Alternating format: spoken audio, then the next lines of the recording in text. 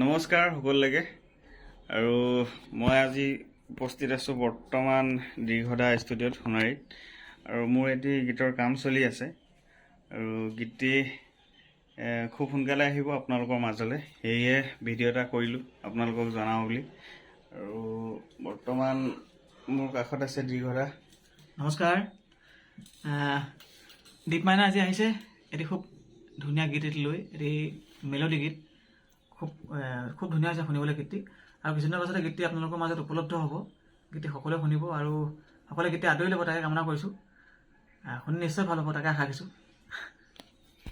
আৰু ককাইদেউ এজন আছে, মোৰ মৰমৰ ককাইদেউ। ককাইদেউজনে গীতটি কম্প'জ কৰিছে। নমস্কাৰ। ককাইদেউজনৰ কিন্তু বহুত ডাঙৰ কাহিনী আছে, খুব ধুনীয়া ধুনীয়া গীত বৰ্তমান জনপ্ৰিয় হৈ আছে গীতবিলাক। অনাগত দিনত গম পাব, ককাইদেউ ওলাবগৈ সময়ত। কিন্তু ককাইদেউক লগ পালোঁ আৰু ককাইদেউ এটা মোক গীত দিছে।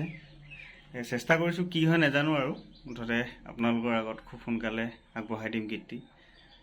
ধন্যবাদ সকলোকে।